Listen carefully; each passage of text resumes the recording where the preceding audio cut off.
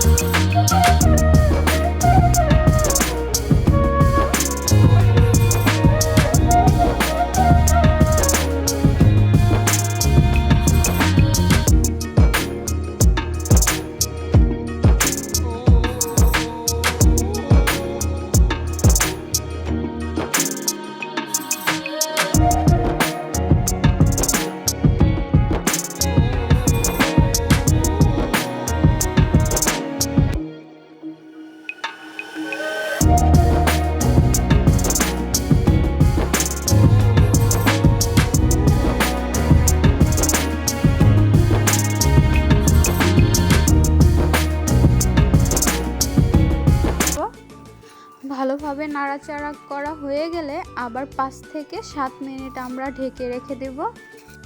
চলে আসলাম 7 মিনিট পর। ভালোভাবে নাড়াচাড়া করে নিতে হবে। গরুর মাংস সিদ্ধ হতে একটু সময় লাগে, তো আমরা আবার 5 মিনিটের জন্য ঢেকে রেখে দেব। 5 মিনিট পর চলে আসলাম, আবার একটু ভালোভাবে নাড়াচাড়া করে নেব।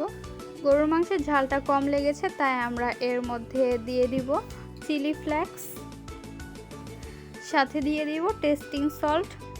টেস্টিং সল্ট দিলে গরুর মাংসের স্বাদ আরও দ্বিগুণ বেড়ে যায়। আবার ঢেকে রেখে দেব 5 মিনিটের জন্য।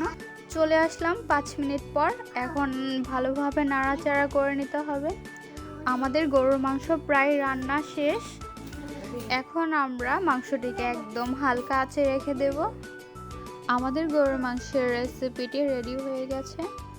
ভিডিওটি কেমন লেগেছে তা আপনারা আপনাদের মূল্যবান মতামতটি আমাদের কমেন্ট বক্সে জানিয়ে দিবেন। ভিডিওটি যদি ভালো লাগে অবশ্যই লাইক, কমেন্ট এন্ড সাবস্ক্রাইব করে দিবেন। পাশে থাকা বেল আইকনটি বাজিয়ে দিবেন। গাইস, আসসালামু আলাইকুম, ভালো থাকবেন সবাই।